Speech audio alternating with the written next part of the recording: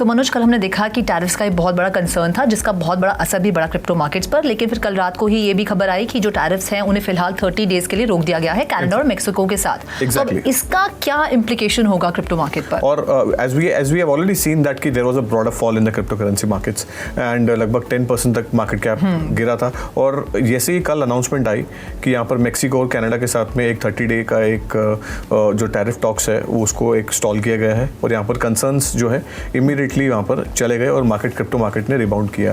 And this is the only reason why the crypto market has seen एक बहुत ज़्यादा liquidation जो हुआ था अपने क्रिप्टो मार्केट्स में। एंड अभी यहाँ पर टॉप 5 क्रिप्टो करेंसीज हम देख रहे हैं जहाँ बिटकॉइन हुआ, ethereum and solana and XRP and everyone.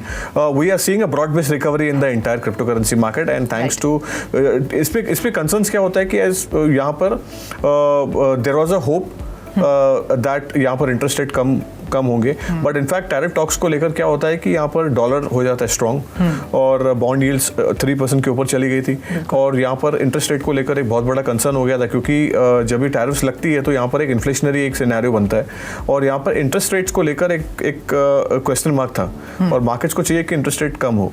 और ये जो अनाउंसमेंट आई है अभी ये कल जो 30 डेज के लिए जो आपने बताया यहाँ पर, उसको लेकर एक रिस्पाइट मिला है मार्केट को and we hope that it continues and crypto currency market although it's very volatile, investors have a keep a close eye on it. Right. तो इसमें कोई दो राय नहीं है कि अभी फिलहाल मार्केट बहुत ज़्यादा वॉलेटाइल है, बहुत ज़्यादा उतार चढ़ाव देखने को मिल रहे हैं, तो ऐसे में ट्रेडर्स के लिए क्या क्यू है, उन्हें क्या करना चाहिए? It's a very interesting thing हमारे साइड से और 3.0 TV के साइड से हम हमेशा ट्रेडर्स को गाइड करते हैं और इनफैक्ट हमारा ये व्यू यही है कि यहाँ पर उनको होल्ड करने की सलाह है। और इनफैक्ट यहाँ पर they have to take a cue from what MicroStrategy has done. Michael Saylor जो बिटकॉइन के गॉडफादर माने जाते हैं इनफैक्ट, बहुत बुलिश है और बहुत बुलिश भी है। इनफैक्ट उन्होंने क्या किया है कि 12 वीक्स के बाद में उन्होंने जो अपना बाइंग स्प्री जो है बिटकॉइन का वो स्टॉल किया हुआ है। This is the only reason why so investors should take a cue from what MicroStrategy has done.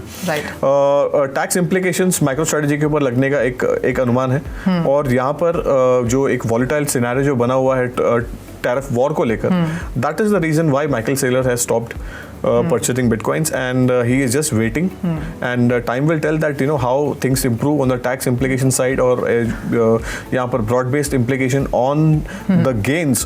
अभी say for example if he has invested at 63,000 64,000 odd levels, अभी 1 लाख के करीब बिटकॉइन चल रहा है, तो यहाँ पर there are hopes that कि यहाँ पर उनके ऊपर गेन्स के ऊपर टैक्सेस लगाए जाए। In short term it's negative and that is the reason why he has stopped buying. Okay, तो एक और बड़ी डेवलपमेंट है वो ये है कि ट्रंप ने कल ही एक एग्जीक्यूटिव ऑर्डर साइन किया है सोवरेन वेल्थ फंड को लेकर, और खबर ये भी आ रही है, अटकलें लगाई जा रही हैं कि इसमें शायद बिटकॉइन को भी ऐड किया जाएगा क्योंकि सिंथिया लूमिस बहुत ज़्यादा बुलिश हैं या कहूँगी प्रो बिटकॉइन है। ऑलराइट, सो इसका 2 रीजंस है जो हम हमारे व्यूअर्स के लिए बताएंगे। There was a significant liquidation जो सेल ऑफ है इन द डीफाई स्पेस में हमने देखने मिला था। डीफाई स्पेस की majority of the projects are hosted on Ethereum.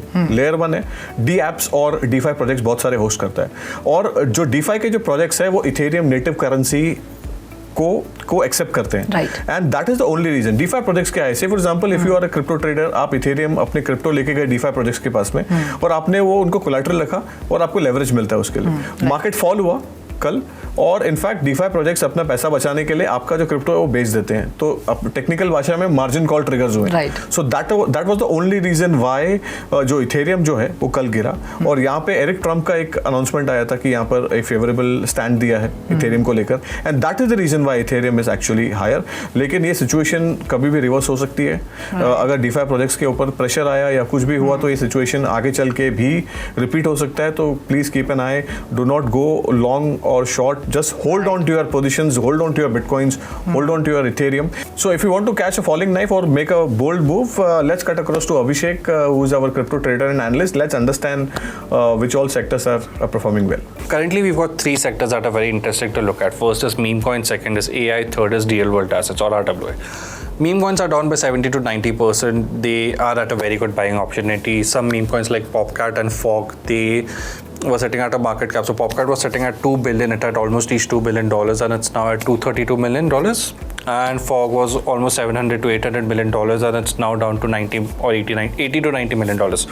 That's almost a 10x if you buy these meme coins at these prices, they have the right market attention. They are very popular memes and they're very good to buy. There's also WIF, which is down quite a lot, and it's the number one coin which started the whole meme coin super cycle. So that's a very good coin to look at. Then we've also got AI coins. In AI, we've got a few coins. AI is also down by 40%. It's not sure that, it started with the DeepSeek incident that happened. DeepSeek caused the AI and AI agents sector to get overvalued, and all of them started going down, and then with the tariffs it went to all the more down. So it's a very big speculation that should you start investing into AI or AI coins, because they could probably go down more. They were down by 40% in the last few days, but people should keep attention to them and wait for a bottom or a reversal. I mean, do you want to catch a falling knife, as we said? So AI is something that we should look at. Some good AI coins that we have are FET, that's a good AI coin. There's Render and Near as well. And then if you want to go into AI agents, we've got Virtual, AI16Z, ARC are also some good tokens. The third sector is RWA, which is real world assets. And real world assets, it's an evergreen sector. They've been going up quite a lot, and the market cap has grown significantly in the past 1 to 2 years.